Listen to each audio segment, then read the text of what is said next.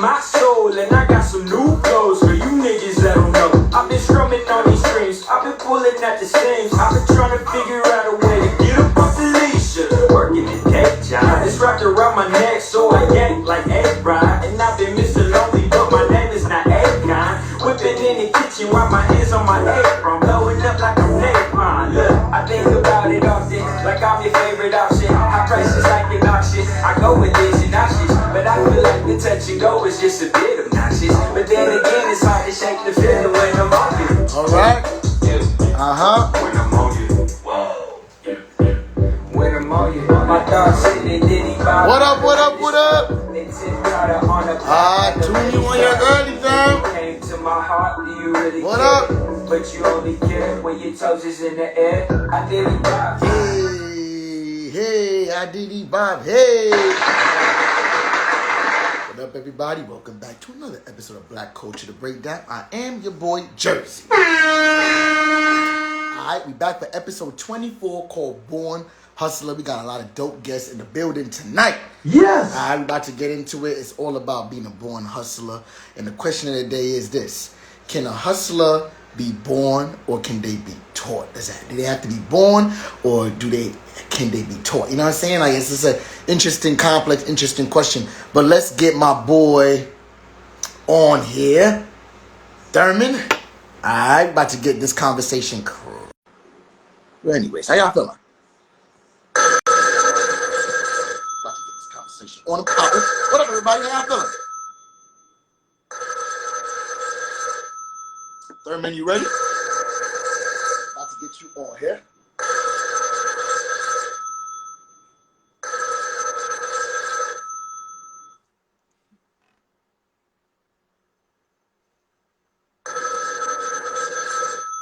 Hey, dear. Yo, there we go. What's up, bro? Doing good, bro. Doing good. Just left the gym. Man, welcome back to Black Culture The Breakdown, my brother. Glad to be here. Of course. Yes! So first of all, tell the people who you are and what you do. Let's go. Well, for people that do not know, my name is Thurman Brown III, TB3 for short. I'm a model, actor, and teacher, and sort of a social media influencer. Okay. Let's stop playing out here and let them know. Man, first of all, this ain't your first time on Black Culture. You've been on season 1, which was like maybe almost a year ago at this point. Yes. Time is really moving. And we're back in season 2, my brother. And honestly, we winning. Like, I feel like time is blessing us. We aging like wine, so let's keep it coming. Like, I'm ready for 2022 and 2023 to be on here. Okay, listen, we definitely out here aging like wine. You know, ain't nobody trying to age like milk. No.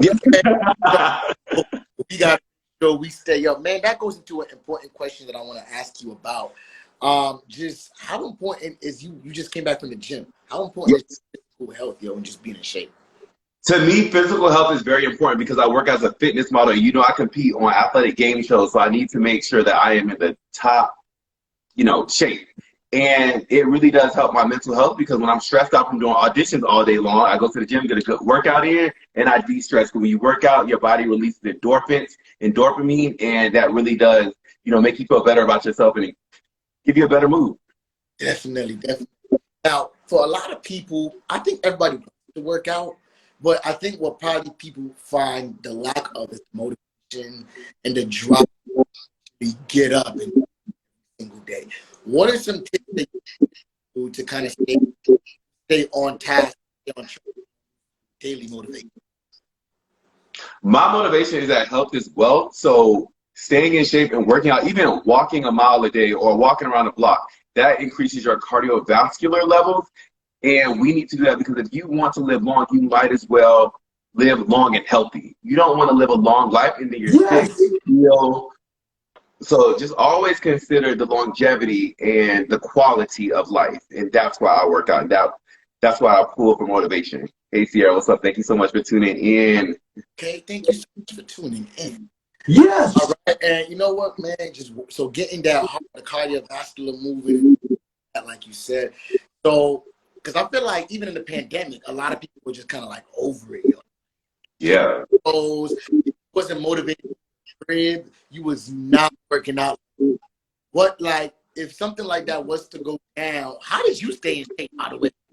I ended up losing a lot of muscle because I did calisthenics. And calisthenics, like HIIT training, high intensity interval training, burns a lot of muscle. So I lost a lot of muscle during the pandemic because I was stressed out and I was working out for like 4 hours a day because I gained weight. I was like, I'm not going to be big therm no more. I'm going to stay therm because I feel like growing up, like the girls used to call me Sherman from Nutty Professor because I was obese.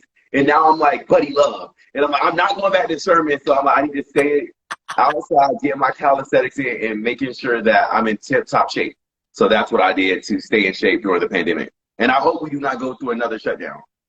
Yo, if we go through a shutdown again, what would you tell people to do in terms of staying in shape? I would tell people do at-home workouts. Beachbody. I'm not sponsored by Beachbody, but Beachbody has several different DVDs and programs for all different shapes of life and work schedules. You have 20-minute workouts to 45-minute workouts. You have tough workout programs, and you have intermediate workout programs. So I recommend, like, if it does happen again, make sure you get a Beachbody subscription, or you can do some workouts on YouTube. They have some 40-minute workouts on YouTube for free. Oh, free $99. Okay. You know what, Thurman? Drop your cash app. You're dropping a lot of gems right now. For free. I honestly don't. But, you can donate on PayPal. bthurman14@gmail.com. Okay? Yes. Make sure you hit that, all right? Because out here, the pandemic is wrapping up, but nevertheless, it's still the tail end of the pandemic, and we still out here hustling, trying to make that money. All right? So, now, man, physical health, mental health, super important. I feel like the pandemic allowed us to be in a space to be appreciative of our physical health and be appreciative because so many people lost their way along the way. If that makes sense. You know what I'm saying? So I think that's really important. Let's talk about Simone Biles, yo. She just broke all type of records in this last competition and just being a superb athlete. What do you think about Simone Biles? I am very impressed with her performance. I believe that she trains like 8 hours a day. Like, this literally is her life. She takes no days off, and literally, in honor of Simone Biles, I am wearing like an Olympic-themed tank top. You see the Olympic gold rings right there. You know, that culture. I'm really proud of her, and she is literally breaking down barriers for the next generation. And I believe in this Olympic Games, it was like all Black girls. They had a whole team full of nothing but Black female gymnasts, and that was just groundbreaking. It was revolutionary. Definitely. It's definitely dope. It's actually an interesting space because you speak to that. Like, you're actually in the fitness space as a Black man.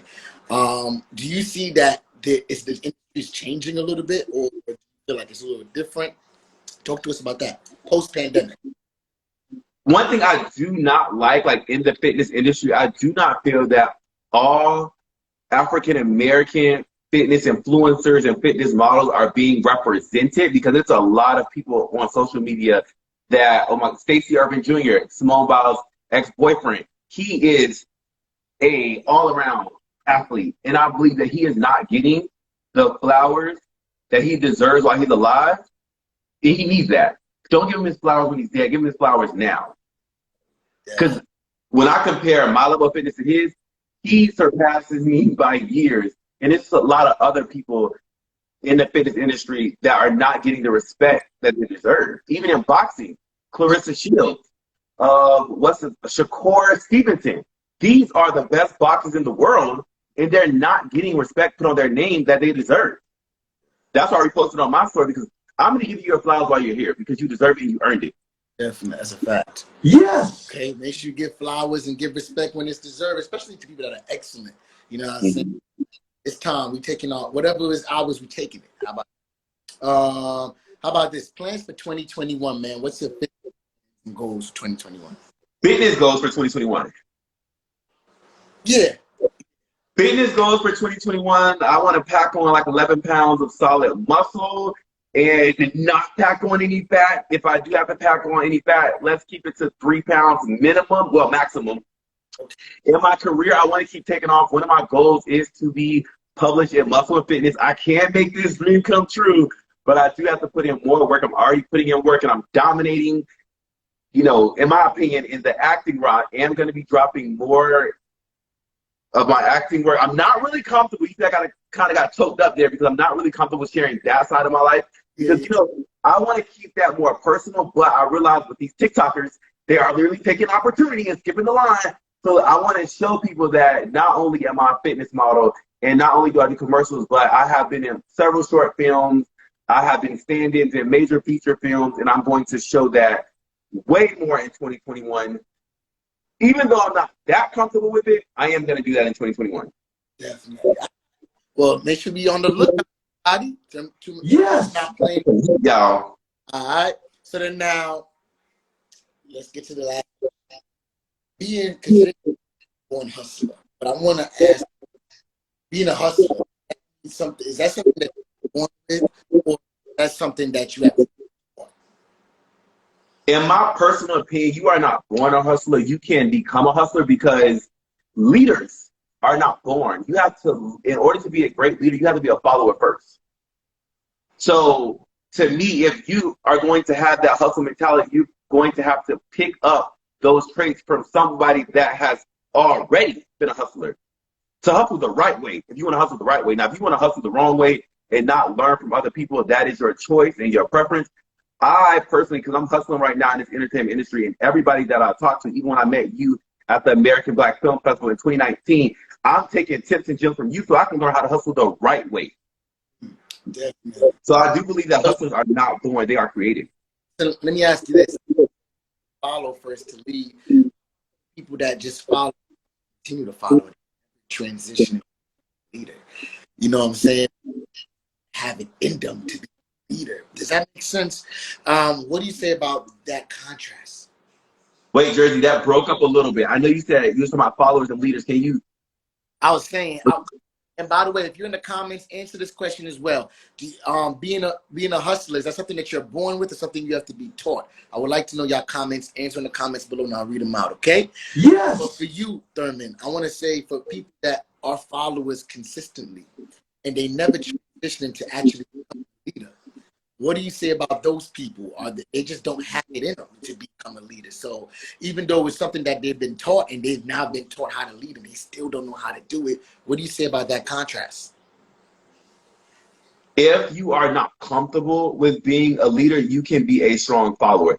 Like LeBron James was saying, everybody is not meant to be an NBA player. We need people to be managers of Walmart, managers of McDonald's.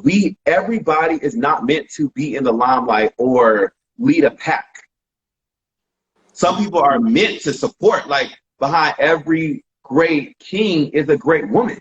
Absolutely. Or even vice versa, because you have women that are leading men. I don't mind taking the backseat to a female. I will literally be the stay-at-home dad and hold it down for my wife while she takes over. So I would say it is okay for you not to be a leader if you are not meant to take the weight, because you're taking the weight of everyone on your shoulders.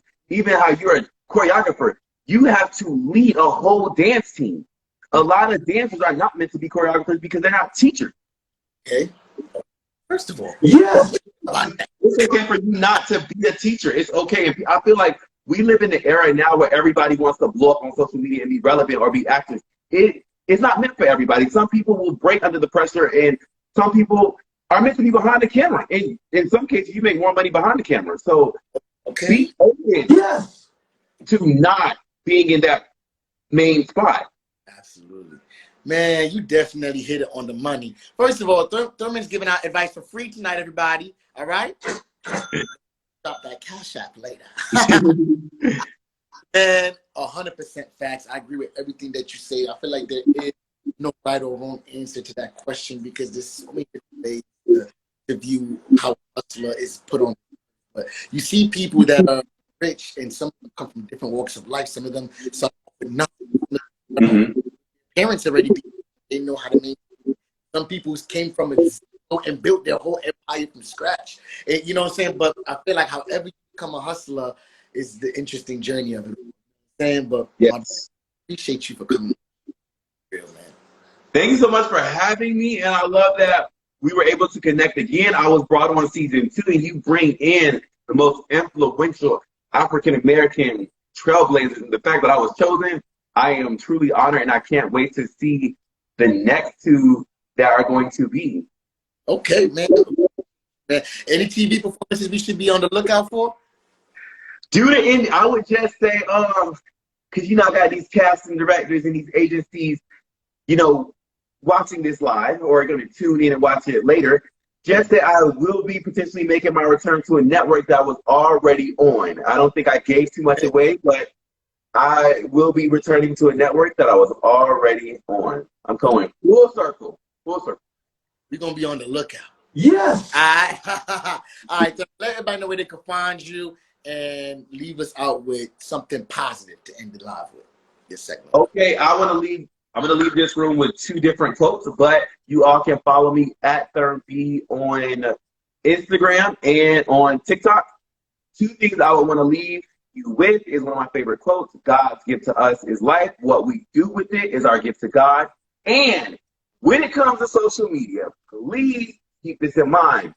Some of us are, when you presume us to be living our best life, sometimes we're actually living our best life. Because everybody goes through a struggle. Just because we're not posting the negative things that come in our life does not mean that we are not going through the same struggle that you are.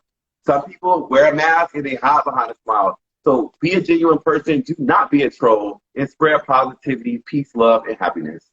Come on. Yes. Yo, drops mic, my brother. I need to hit you up so you can connect me with the dopest trainer because I'm trying to get my best fitness life on and popping like Will Smith out here, okay? Yeah, I know that transformation is real. He may be playing Superman, hopefully. That would be dope. We getting a black Superman this year, so I'm here for it, and a black Ariel. I'm excited. I'm here for it, too. But my brother, Thurman, it was a pleasure having you on the show again, and we'll definitely see you soon for season 3. Thank you so much, Jerzey. I'm looking forward to seeing you in the fall at the American Black Film Festival if you make the return. I will definitely be here at the end of the year, my brother. Until next time, Thurman, everybody. All right, y'all. So that was Thurman. And he is a fitness model. Come on, overall comedian. Come on, he's cracking jokes on here, and a fitness enthusiast. All right. Yes. We need to get our lives together. Are we getting in shape for 2021? Okay. No. Everybody's been eating. It's been quarantine. Y'all know what y'all been doing. Don't lie. Okay.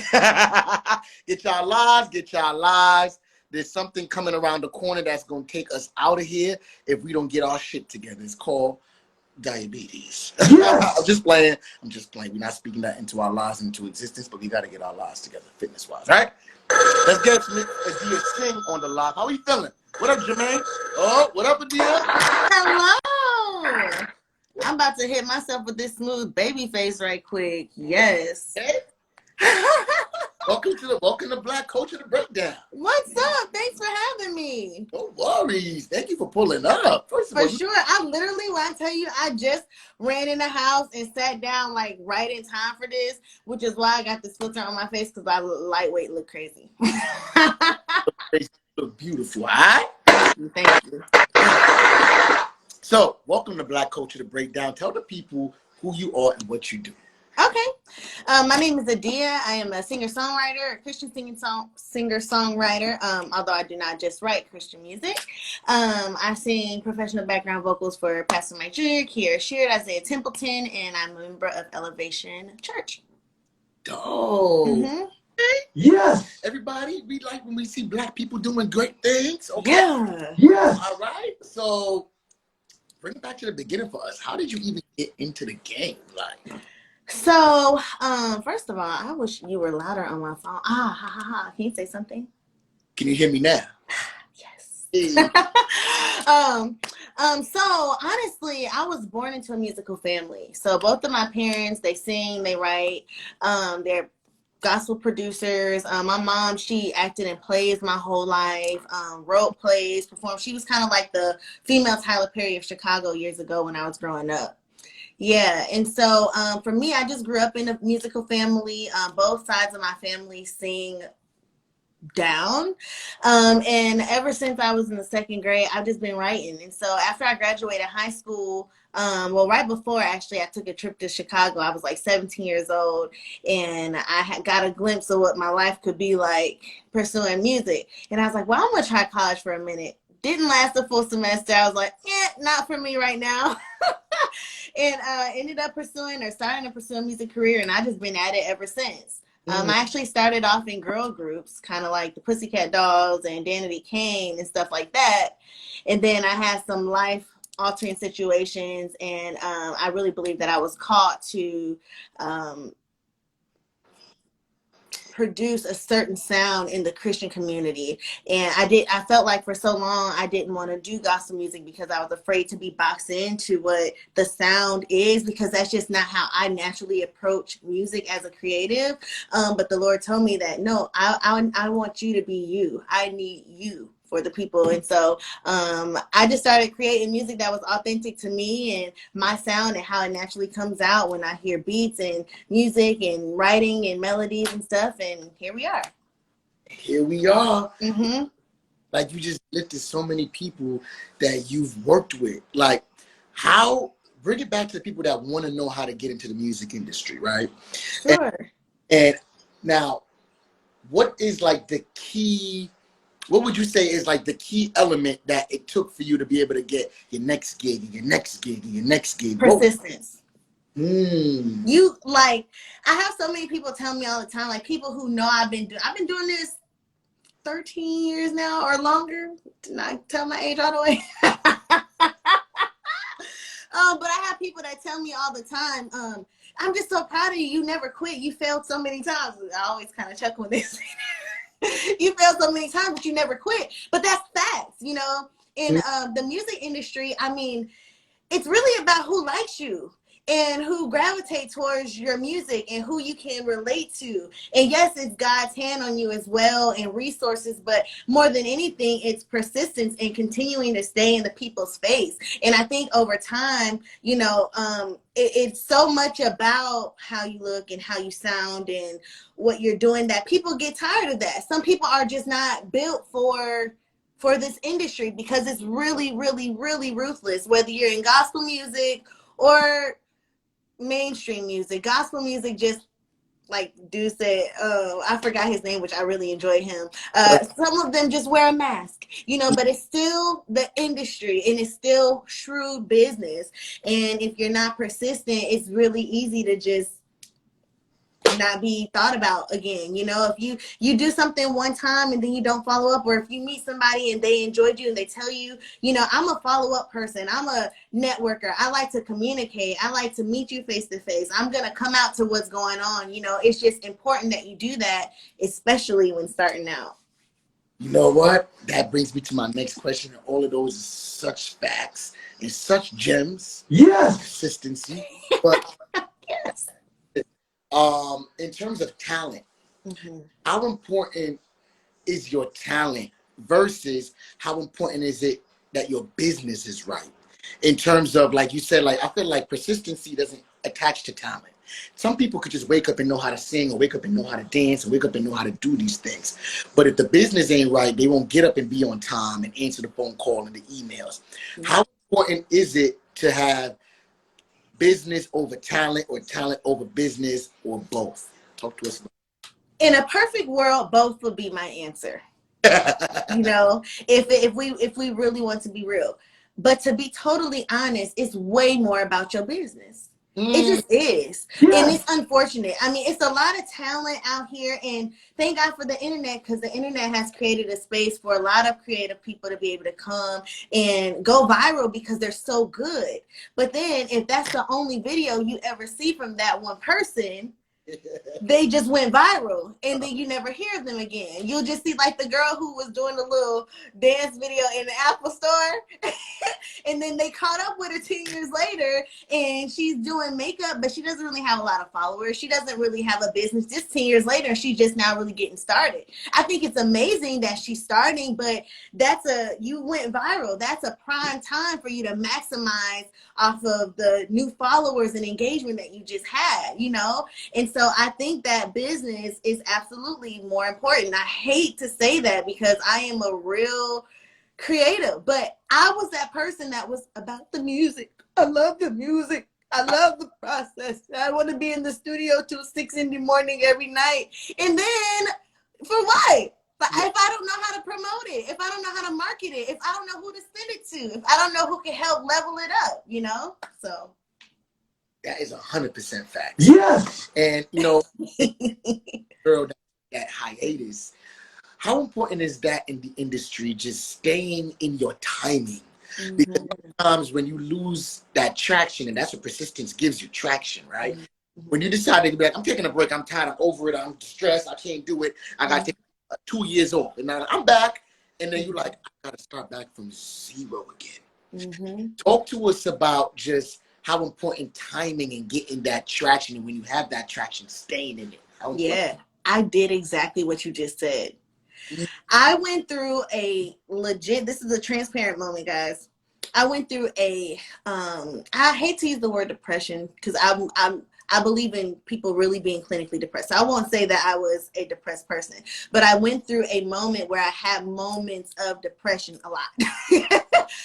Because I had a situation with, I first came out, my song was blowing up. I had just got signed to Malico and to their new urban division. So I was the first female artist that they were pushing through that division. And it was really geared kind of towards like the Christian hip hop lane and Long story short, had management. My manager and my publicist, them together, they were like changing my life. Just the opportunities and platforms they were able to present me on. Like I did, oh my God, Pretty Girl Sweat. I did Essence. I did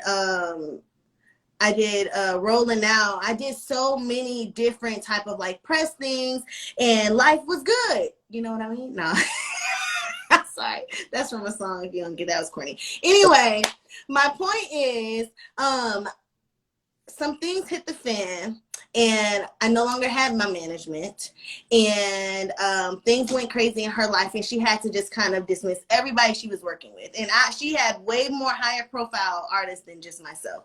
And at the time, I didn't know how to be, like, I am very self-sufficient now, but then I heavily relied on my management and my team because I was so creation based. Like I wanted to create the music, but I was very business ignorant. Even though I had been in it for a while, I was ignorant. I'm completely 360 from what I am now. And so I took a break because I didn't know what to do. And I was sad. I felt like my life was over because now I don't have a manager. And this is who was doing all these things for me. And my label also, was new. I was, again, the first artist that the first female that they were trying to do a specific thing with, not to over talk, but they also heavily relied on her and what our publicists and just as a collective. And so all of us were kind of like just not clear on what the next steps were. And for me, instead of going hard like I would now, or like, just hitting the pavement, I gave up. I gave up from it. I'm like, you know what? I need to get a job. Like I was living in Atlanta. I'm like, I need to get a job. I'm about to get an apartment. Like I need to get myself, because I was living with my manager at the time.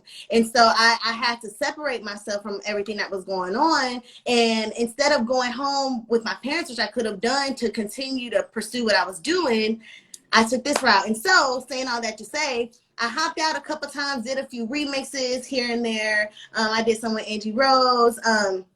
We started remaking like popular rap songs, making Christian versions to them, but you couldn't tell unless you were really, really listening. And that kind of became a thing for me. And again, my first album, I did not write and produce that. It was written and produced by my mentor at the time, Blaze Crawford. And so I just was coming into my own everything. And so I took time to develop it. Once I started really realizing like, okay, I have something, like, let's just focus on building this, and that's what I did. And I popped out with the EP during COVID, right before COVID hit. And that is kind of like what started catapulting everything that's happening now. That was kind of the new beginning for me. And at this point, I'm in a place where I'm ambitious and I want these things more than anything ever in life. And there's nothing that I'll allow to come in between because I'm confident in what I have now and I'm confident that God called me to it. Sorry if that was a really long explanation. Listen, it's your story, and I feel like it was needed. You know what I'm saying? And I took so much away from that because you understood where you went, I guess, where you went wrong before, and know that in this situation, this season, you will never do it again. Absolutely. You know what I'm saying? I actually have your music pulled up here, Taste and See. Oh. That's your newest single, correct? No, so that was a feature I did. Shout out to Morales. I met him on Instagram. He's a very talented person. And we did that together, but that is actually not my song. Okay. What's your latest? Tell me what's your latest single. My latest single is God Took His Time. And I have that actually pulled up for you guys too. Oh, well, I mean, you told me to be prepared to do an original, so you know if I'm gonna do that, I gotta do it. No, but that's my latest single. I did an acoustic version, so I recently dropped a deluxe version that has the acoustic, the live version, and then the regular version and the thank you. Okay, dope. Well, you know what, Kui? I just feel like you just gave such a dope story, synopsis of your career. And I think how dope would it be for you just to end it off with just us understanding what your gift is. And that's just... I like how you segue that. All right, say less. All right. Introduce the track that you're about to, do for us and let's vibe out. Totally. So this is called God Took His Time. This song I wrote in I was feeling insecure one night. I was in the studio feeling kind of like girly. And I was like, you know what? Hey, nah. You know, I wanted to lose some weight. I was just in a little weird spot. And I'm like, you know what? God took his time when he made me. I'm one of a kind. I'm top of the line. And there's nobody like me. And so this song is called God Took His Time. And I hope that it encourages you to be confident in the you that God created you to be. Can you hear this okay? Oh, yeah. Can you hear me? You're beautiful when they see. Out of control, you don't see. You came up, can't knock you down. You're an ego, you're slowing down. Yeah. I see you, yeah. You're glowing, you're rolling. So lethal, yeah. Explosive commotion. Walking in the room, freeze. Yeah. You stop the time when you leave. Oh, yeah. S-E-C-I-A-L, especially you so wonderful. You know you a queen, so never let them get you off the throne. Perfect just the way you are, you're blessed beyond the China wall. God took his time when he made you. One of a kind, you 100 proof. Top by the line, not a radical. Stop in the time, you see magical. God took his time, one of a kind, top of the line, stop in the time. God took his time, one of a kind, top of the line, stop in the time, yeah.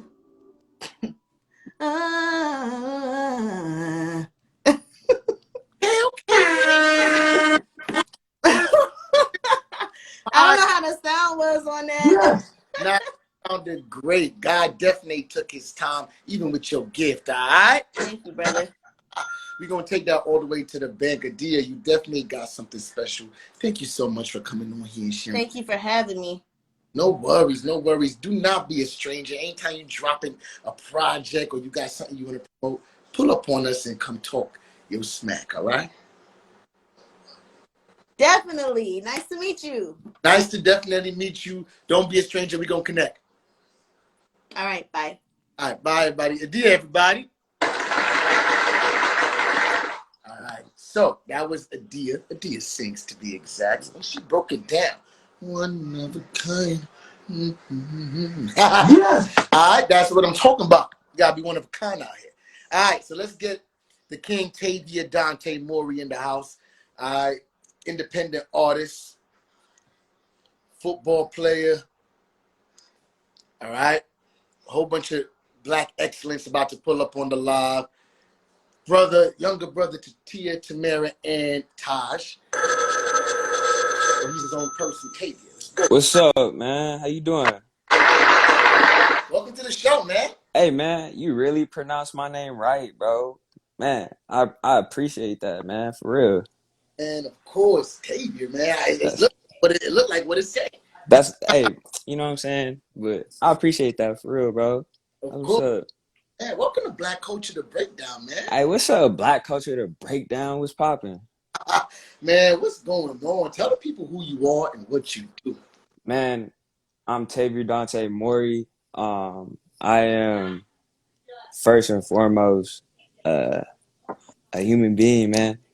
You know what I'm saying? And all I'm here to do is just to do what I'm destined to do, whatever I'm called to do. You know what I'm saying? And just fulfilling that. That's what's important to me.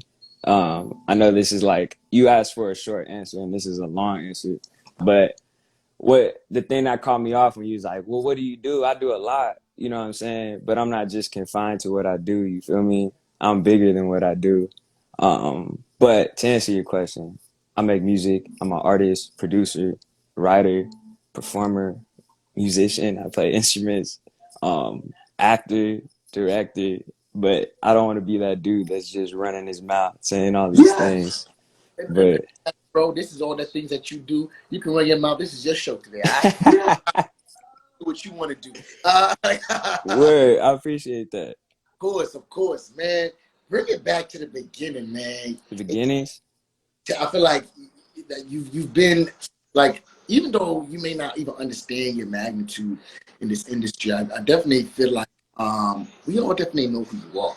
You know, Mm, but I want you to bring it back to the beginning for people that don't understand. But you grew up in the Maury household, yeah. and you have super famous siblings, Tia Uh-huh.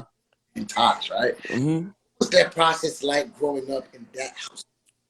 It was on one hand, that's just family, bro. You know what I'm saying? That's my sister, that's my brother. And like do you have any siblings? I do. Yeah, so it's like how many you got like sisters, brothers, what's I going do. on? I got sisters and brothers. You know what I'm saying? But it's like, hey, so like if I was like, hey, what's up with your sister? You'd be like, oh, that's my sister. You know what I'm saying? Like that's what it was inside the house. You know what I'm saying? But you step outside the house and things are different. You know what I mean? Definitely. But my perception of them, like that's blood, that's family over everything. And you know, we come from um very strong-willed parents. A lot of people don't know, like my pops was in the military for 20 years. My mom was in for 13. And we were raised with those values, very like militaristic, yes sir, no sir, yes ma'am, no ma'am. A commitment to excellence. And that kind of just bleeds over into anything and everything we do. So that's kind of what it was like growing up in that house. It's just like, man, if you're gonna do something, you gotta do it right. You know what I'm saying? So now you mentioned just having a militant, like a militant, I guess, base because mom and dad was Hmm. years. How influential was this brought up, that upbringing in your career and your life right now?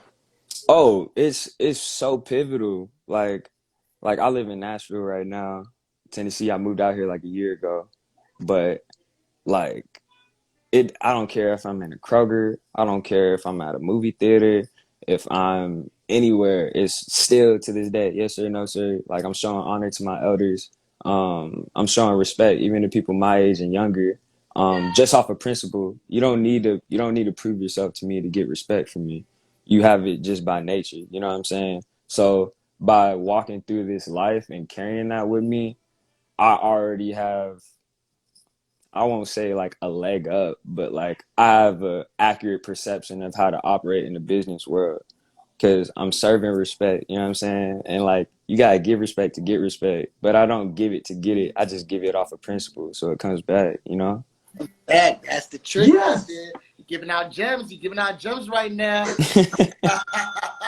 You be good. It come back to you. I promise you. That's facts. Great facts. Bringing it back to, I guess, the upbringing because we want you to Yeah, bring let's do it. Let's do it. so you can bring us to current. But now you grew up in this really famous family, man. Hmm. When did you realize, like, oh snap, my sisters are famous and my brother is famous? Like, when did that? I think it was like it had always. Sorry if you hear music in the background. My wife, she's playing guitar in the other room. All right, for sure.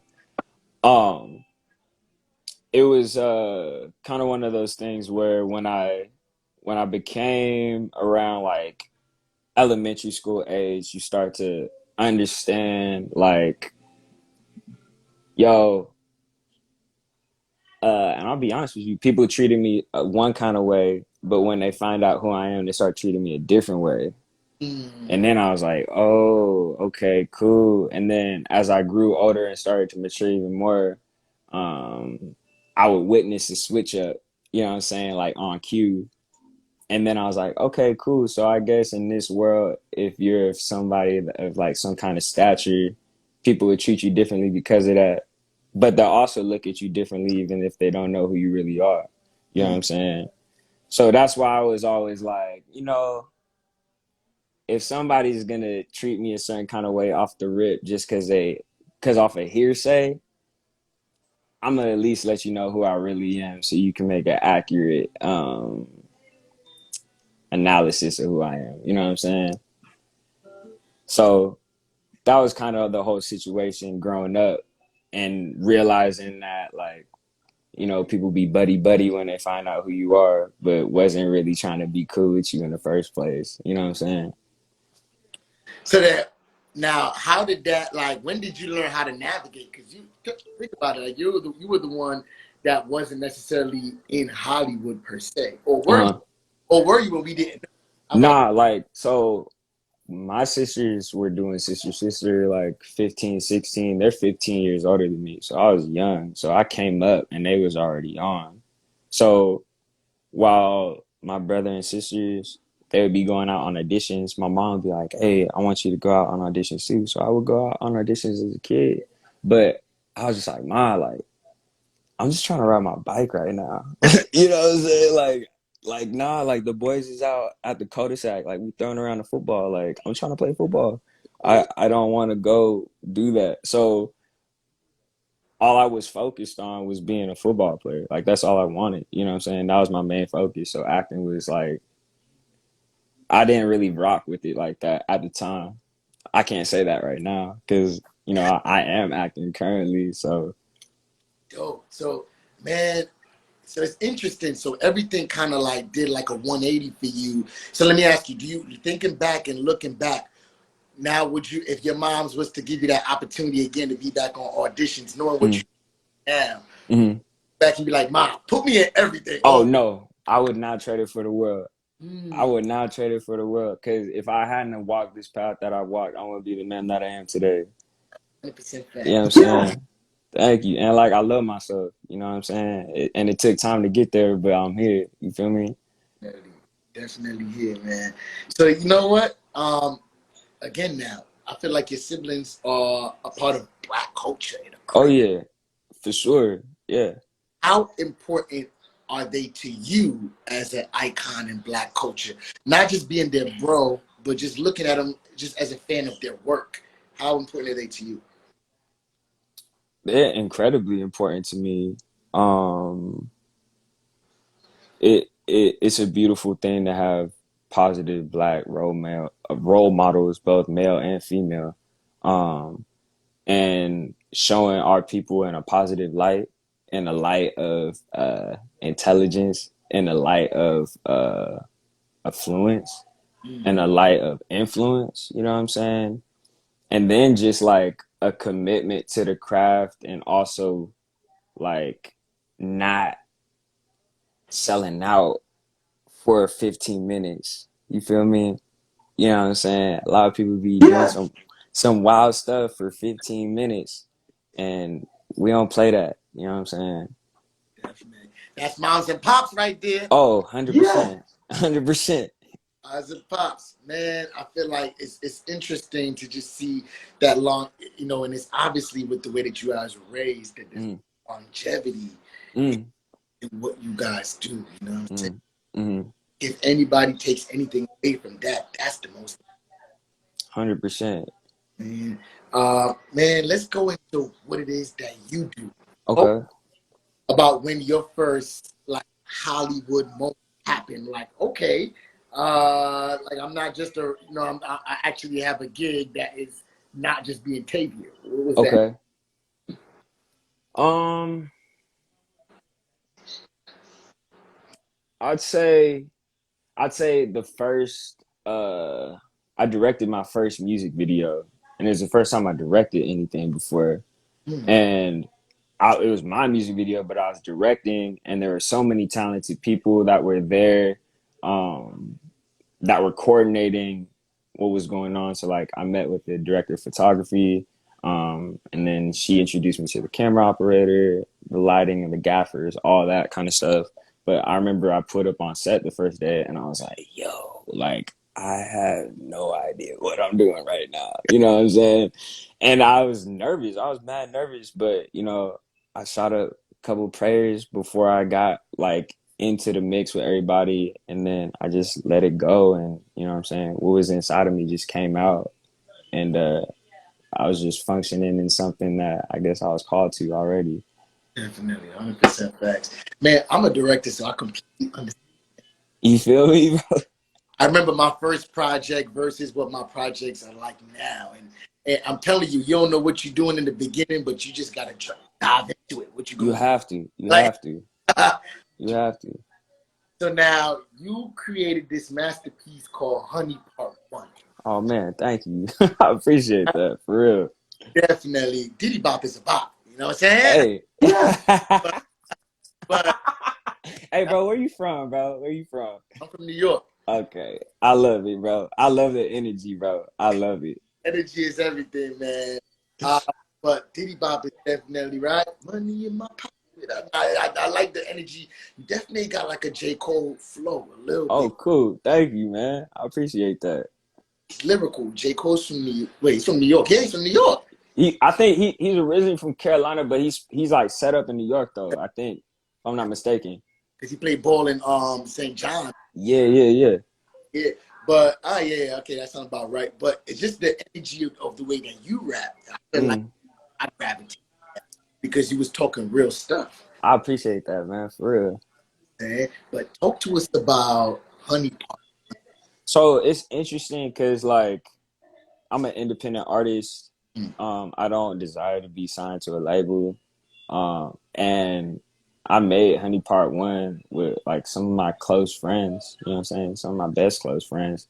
And they're the same people that I made this new project with, you know what I'm saying? And the beautiful thing is witnessing the growth. So Honey Part One was um essentially like just getting like paint on the board and seeing like, okay, like let's see how it sticks. You know what I'm saying? And it stuck in a certain way, and I learned so much because I was able to actually see something. It was kind of like what you were talking about, your first directing gig, and like when you didn't know what to expect, but when you did it, after that, from then on out, you're like, all right, I could for sure do that. I'm definitely not gonna do that. I'm gonna do this. You know what I'm saying? So yeah, so like that's kind of what Honey Part One was for me, and I was like, it was a short amount of time ago, like 2 years, but I was just such a different man then than I am now. And you could hear it in the music. And I'm proud of Honey Part One. Like that was my first project, but it was definitely one of those things where I was like, um, trying to prove something to somebody. Mm. And like what I really landed on was I was trying to prove something to myself. And I didn't even really need to prove nothing to myself, bro. You know what I'm saying? And I think that's why the music sounds different now that I'm making now, because I'm just being me. You know what I'm saying? I'm just loving myself and just like getting after it. You feel me? But you know what? But I still feel like, Honey Part One definitely was a good body. I appreciate that. I appreciate that. Just to kind of stamp, just kind of like, like stamp your music stamp in the world as your first project is quality, bro. I appreciate that. Project put up right now, if you can make the fans listen to, one of your tracks right now, which one would you introduce? I would say Diddy Bot for sure, but a close second would be Ceiling Fan Confessions. That one would be for sure one. like I wrote that at the beach. Like I was looking at the waves writing that. I write all my own lyrics. That's something that I pride myself on. Cause it's like, man, if it's hip hop, and I wouldn't consider myself a rapper, it's just something that's in my tool bag. But if you're gonna write raps, bro, you need to write those raps. You know what I'm saying?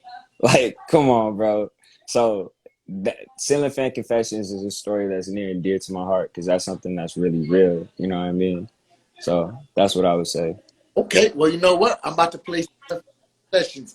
Yo, All right. so love, give you more, introduce your track. All right. What's up? I'm Tavior Mowry. This is Ceiling Fan Confessions. Please enjoy it. Thank you. All right.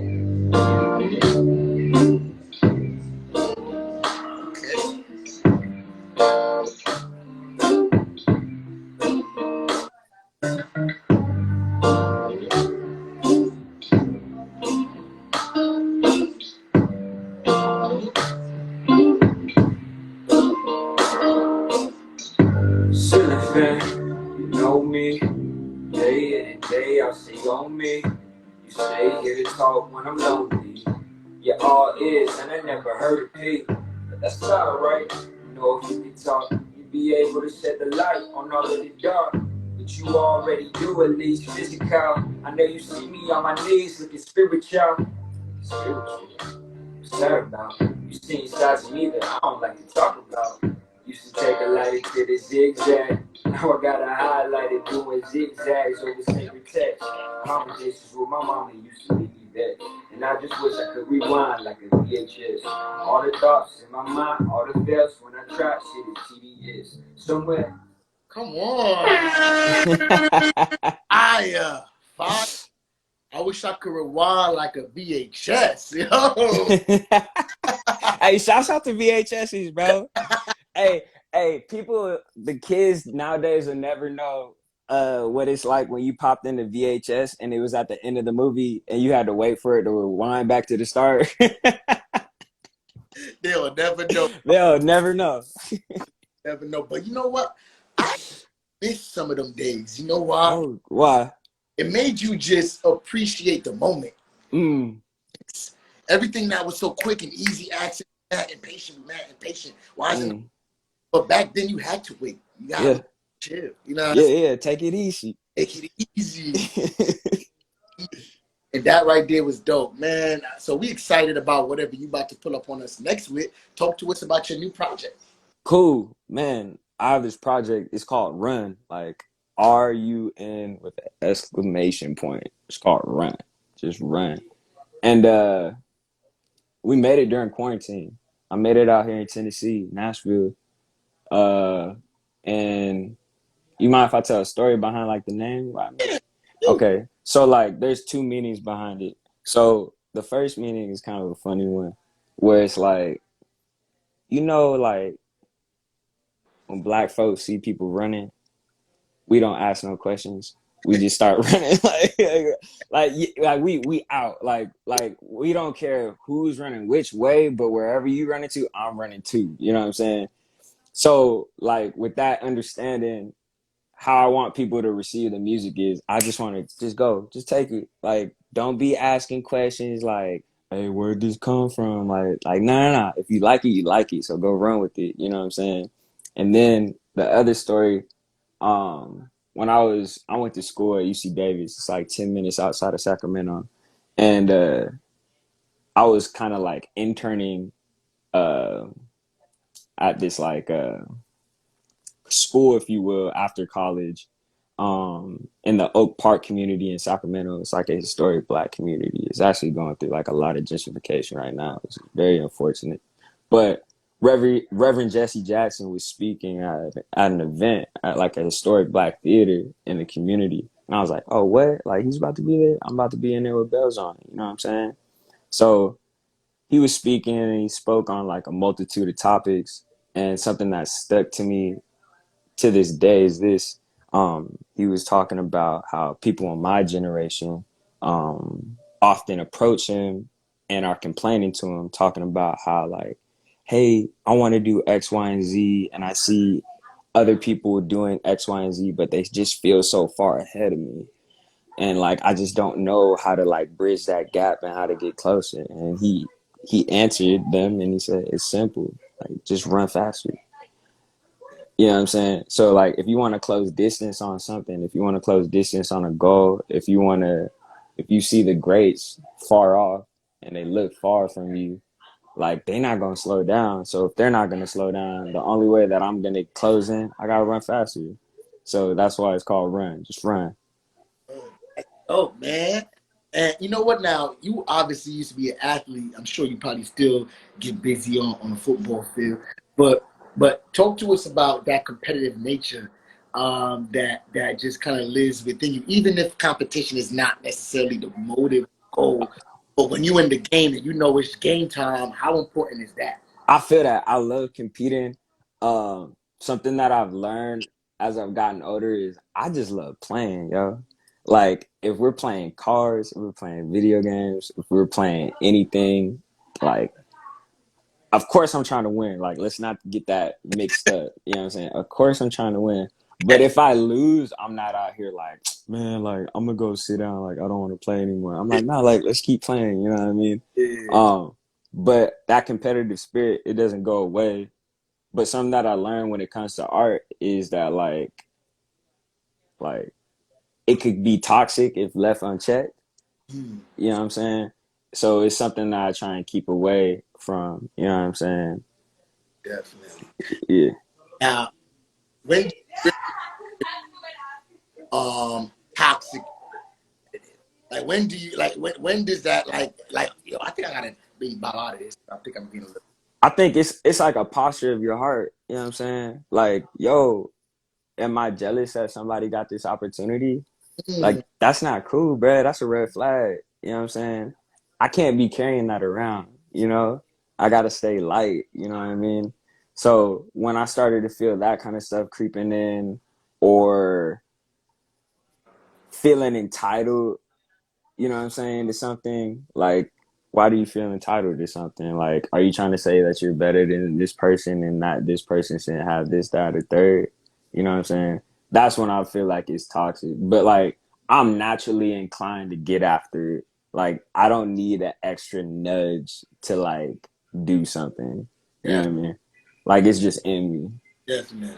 So So, that's the question of the day, bro. Born hustler, right? yeah. Ask you this: can you be turned into a hustler by being taught, or is that something that you got to be born with? Like, you know what I'm saying? I think you can be, I think it goes both ways. But I'd say it's easy to hustle if you're passionate about something. Mm, It's easy. I Yes. you got the I need that. You know what I'm saying? But like I'm a really passionate person, so when I'm passionate about something, I'm going 110, you know what I mean? And I really believe like there's no such thing as trying.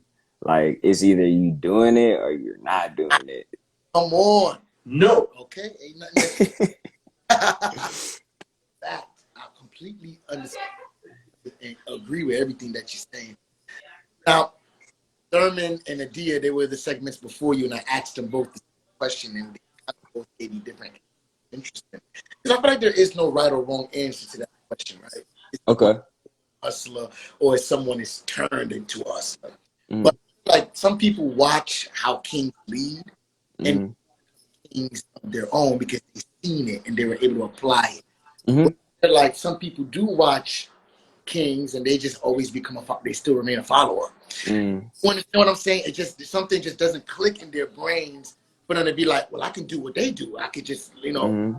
never gets there. But then I feel like there's some people that were born bossy. like, Mm-hmm. no matter what, it just got to be their way or no way at all. You know what I'm Mm-hmm. saying?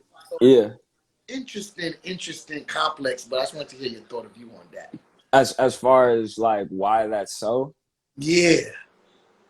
um I think like at the end of the day, it just boils down to desire. Like what do you desire to do? And it also like I think what's in tandem with that desire is like, are you comfortable? You know what Mm, I'm saying? Are you satisfied? Are you content?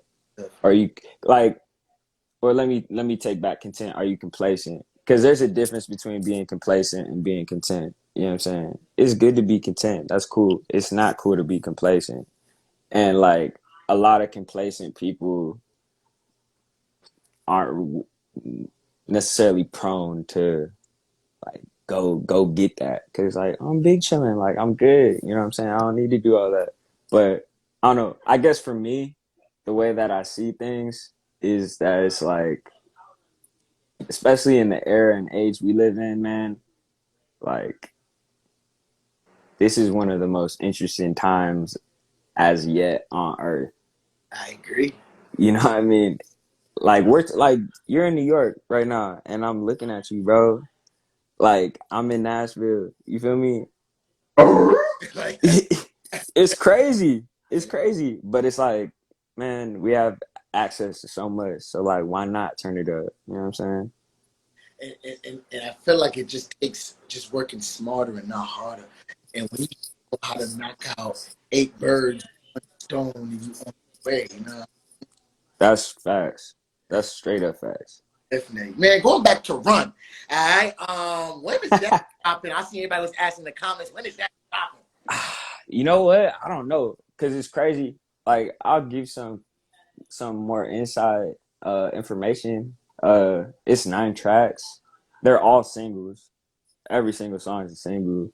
Um I think for me, I'm trying to, you know how you were speaking about killing 8 birds with 1 stone? Definitely. Like, I perceive my songs as like audio assets, right? So I got 9 audio. I'm gonna let y'all into what's going on. I got 9 audio assets, and each asset is an investment. You know what I'm saying? And I want to see a return on that investment as I give it out to the public. But how can I get like, how can I get the most return on that investment? You know what I'm saying? Am I positioning it in the correct time? Are people aware of what I'm doing? You know what I'm saying? Because like I've heard that the sweet spot is between talent and awareness. When those two things intersect, that's when it's going through the roof. Because there's a bunch of talented people that people have no idea that they're here, and it sucks because that artistry isn't experienced. And then there's a lot of people that have a lot of eyes on them, and maybe their skill set isn't like the other people, but since they have a lot of eyes on them, they see more opportunity. But do we have the right to judge that? Let me ask you, however people get to wherever they get to in life, right? Mm-hmm. Mm-hmm. Some people have 10,000 followers. Mm-hmm. Some people have 10 million followers, right? Yeah. And the Mm-hmm. 10,000 followers can sing in 5 octave ranges, play an instrument, and the person that got 10 million followers can only sing in 1 octave range and kind of can hold a 2-step, right? But it's just the reality. It is. Do That's we fact. have the right to judge and say, how are they there? Or is it just the, like you said, the awareness meets talent, meets right time, meets whoever they know? Yeah, no, that's facts. I don't think there's any space for judgment, to be honest with you, because like they're doing something right to a certain degree. But at the same time, it's like I think the real question is like, how did you get there? Like how is that journey? It was like kind of circling back to what we was talking about earlier. It's like, what'd you do for that 15 minutes? Because like that 15 minutes is gonna go away, but like what you did to get that 15, that's gonna stick around.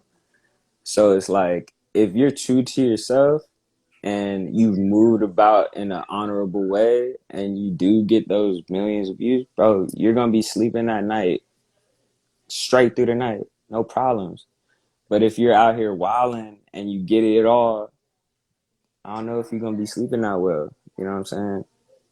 100% facts. Yes. Dr. Catrice is on here. She's saying, and can you maintain? That's 100% fact. That's big facts. That's big facts. Like that interview, I forget who Jay-Z was talking to, but he was talking about like that being like white hot and how long. Have you seen that interview? He was talking about that.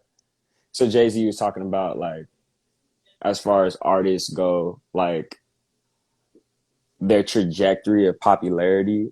And you know how when things are like super hot, they get like white hot. Like it's like you seen like metal, it's like white hot and they're molding it.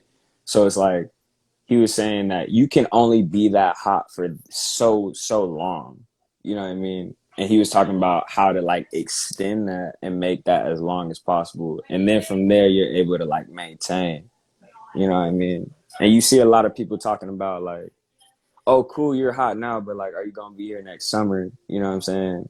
And I think that's where the talent and awareness comes across. Because if you have the talent, you're not gonna fade away. You know what I'm saying? That's 100% fact. Yes. Yo, maybe it's dropping gems. I'm about to put your cash app so they can start paying. Because you definitely dropping too many gems, and it's free. All right. And so much definitely in the works. We got Run to be on the lookout for, and I feel like we are definitely excited to see where you at in this new chapter, new phase in your life, my brother. Hear what you got to say. Thank you, man. I appreciate that for real, man. Definitely. So now, do we see a potential collaboration with any of your siblings coming up? Is that? Yo, like what's crazy is before I even put out Honey Part One, I actually was on my brother's record when I was still in college. I spit like a quick, smooth verse for him. So that was like 2016. Like that was a while back. But yeah, for sure in the future, my brother's so busy, my sister's mad busy. Um, so at some point for sure, you know what I mean? I would love to do that. I think it'd be really dope. It would be dope to get all of y'all on a track. Y'all all sing. Or That's y'all, right. or yeah, music. Yeah, Yeah, that's what I'm saying. that'd be dope. Fire. For the Yeah, culture. got to. So now, man, the acting, man. You mentioned that, I saw your post. Which one? Maybe your second to last, you only got like 9 posts. Oh yeah, I wiped that. The last post, looking at it right. No, your third to last post. Oh, the one where I was talking to myself? Yes. And you said that was July 20, like ages ago. I'm not the same man in the picture. That post, right? When Okay, yeah. I found like so many like pockets of what you were going through. That you felt like you were just behind the shadow of what has been bestowed upon you in terms Okay. right? Mm. Now that you're in your purpose, you're doing music, got the acting, how do you feel in 2021 about it? I feel good. I feel great, man. Like I said earlier, I love myself, and it's an active thing. Like love is active. So like I have to choose to love myself today. Just like how I choose to love my wife. Like I choose my wife every single day. You know what I'm saying? And I also choose myself every single day. I choose to like see myself the way God sees me. You know what I mean? Because like for me, that's the only truth. You know what I'm saying? Like you may say something kind about me or something ugly about me, but like that's an opinion. But that's not necessarily the truth. You know what I'm saying? So like I hang my hat on the truth, and that's what allows me to see myself accurately. And I'm just excited, man. Like through and through, for real. Man, people about what you got acting coming up. What you got coming up? Tell us. So I actually got a role in a movie, which was pretty cool. Yeah. Which I'm like like Audition? what's that? You had to audition? I I had to do some see I don't even know the lingo that well. The where you send in like you reading lines. You know what I'm saying? It's like a Okay. self tape. It was a self tape. Yeah. I had to send it in the self tape and they're like, okay, cool, like I think you'd be good for the role. And my brother-in-law is actually starring in it, Corey. Um, yeah. So it was crazy because I only shot for a day, and as we were wrapping the second scene that I was in, he pulled up on set, and I was like, "Oh, what's up, bro? Like, what's going on?" And it was just crazy, like my first opportunity like that to still be around family and my brother-in-law at that. So it was dope. In it? What was that? You didn't know he was in it? No, I didn't know he was in it, but it was like it was during Corona. You know what I'm saying? Like it was in Atlanta, and like I knew he was shooting, but the restrictions for who was on set and all that stuff was like mad tight. You know what I mean? Makes sense. That definitely makes a lot of sense. So, are you like to tell us the name of the movie and where we can find it at, or you can't take? I could tell you the movie's Karen. I can tell you that's the movie. I can't tell you when it's coming out or where it's coming out, but please keep your eyes peeled for it. It's gonna be good. Okay, are you excited about it? Oh, I'm geeked. I'm so hyped. I'm geeked. I'm all the way turned up. Okay, man. So the Hollywood bug bit you? Are you like you ready? Is it like go time? You ready to break out here? Hey, what's up, man? Yeah. That's all I gotta say. What's up, man? Like, what's Uh, going on? listen, hit the line. Everybody hit me. Producers, casting agents, hit me. Hit me. Yeah, that's facts. That's 100% facts, man. So if you could give advice to anybody out there that want to get into music and want to get into acting and just Mhm. feeling maybe discouraged, right? Mhm. What would be some words of wisdom you would give to them? Um, this is something that I'm learning. Don't despise humble beginnings. It's good. It's good. It's really good because it's like whatever you're going through, whatever season you're in right now, like it's necessary because that's what's building you for what you're about to go through into. You know what I mean? You don't want to pull up and be in an opportunity or position that you're not equipped for, you know? So just take it one day at a time. Like that's my pops always tells me, like, take it one day at a time. Cause that's all we can do. You know what I'm saying? Tomorrow's not promised, but so long as you make sure you get the most out of today, you're growing every day and that's success. That's my my definition of success. If you're growing, you're successful. Yes, man. Yes. 100% fact. Like growing, you successful, take it one day at a time. You don't want to get a situation that you're not prepared for. No. All of those things that you said is all facts. And even for me, I felt like when you on this grind, you hustling, you take any opportunity because you feel like I don't care, I'm gonna just do it. But sometimes it's not your time; it wasn't ready yet. Mm-hmm. You know what I'm saying? Like, and this is still cooking. You're not mentally ready to even deal with whatever that situation is. You know what I'm saying? So it's dope, man. You woke, man. You know what time it is, and I definitely see that you're gonna have a dope career because you're ready. Man. Thank you, man. I appreciate that for real. Of course, man. Anything that we should be on the lookout for that you want us to know about that we ain't covered? Uh I say I'd say okay. Yeah, yeah, cool. So I'm an independent artist. Um, when I came out to Tennessee, I created my own company. It's called We On the Light, and this is the company and brand in which I release my music through. So whenever you see We On the Light, that's my business, and since that's my business, I'm a black businessman, a young black businessman at that.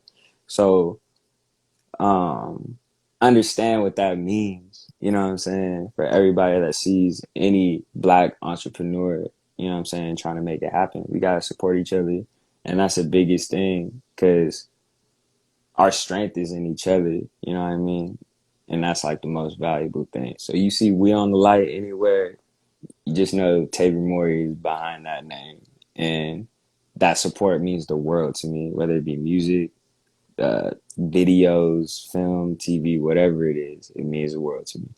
Yo, So yeah, okay. And make sure y'all definitely go and support that and run up that honey pump. Yes. And make sure you look out for that run because it's coming. And yes sir. about to hit whatever it's about to hit, but we know you about to be a something. You know what I'm saying? So Thank you. and man, last but not least, I feel like your wife. Talk to us about just being a married man and how Oh, I need that. I need that. Man, it's a beautiful thing, bro. It's a beautiful thing, man. And like I wouldn't say like she's my other half, you know what I'm saying? But like she's definitely like the portion of the cup that runs over. You know what I'm saying? Like I'm already complete. You feel me? But with the addition of her, I just doubled up. Like I got like my territory just expanded. You know what I'm saying? I just got stronger and I got somebody that I know I can communicate with, that I can be honest with, that someone that's here for me, someone that's honest with me, someone that sharpens me, you know what I'm saying? Someone that by way of marriage like reveals some of the ugly things that may be in my heart, you know what I'm saying, that need to be tended to, you know what I mean? And I'm just grateful every single day to have an opportunity to call her my wife. And yeah, that's nothing to play with, bruh. For real. I need it. Man, I could definitely see the way that you guys and got a couple goals, all right? Yes. Y'all hustle out here, all right? It's definitely a thing. How much of your dad and your mom do you see in you and your wife? I see it. My mom's a very strong woman. Very, very strong woman. And a natural woman at that. You know what I'm saying? I've never seen my mom wear like a weave or like a wig before, and my wife's hair is natural. You know what I'm saying? So that was like in my mind, it was like, well, why wouldn't it be like a fro? You feel me? Yeah. You know what I'm saying? And then low key, I see my pops and myself every day. I'll do something and I'll be like, man, that reminds me of my dad so much. And like, it makes me frustrated and happy at the same time. But yeah, nah, it's dope. It's really dope, man. Definitely. Man, appreciate you coming on Black Culture Breakdown. Thank you so much, man. No worries. Whenever you in New York City, please, man. Everybody can link me for music video needs out here called Lotus Station. Hey, honestly, I'm trying to get up to New York soon. We're going to have to link. Bro, just link us. We're going to definitely do it. Whatever you trying to do, let's make it happen, man. For sure, man. I appreciate you, man. Of course, appreciate you back, man. Let me just close it out with this. Everybody that is tapped in, this is Black Culture Breakdown, episode 24, and it's all about Born Hustler. We got Tavior Mowry on here. Hey. Open it out, and appreciate y'all for tapping in. Appreciate y'all. Love. All right. Peace.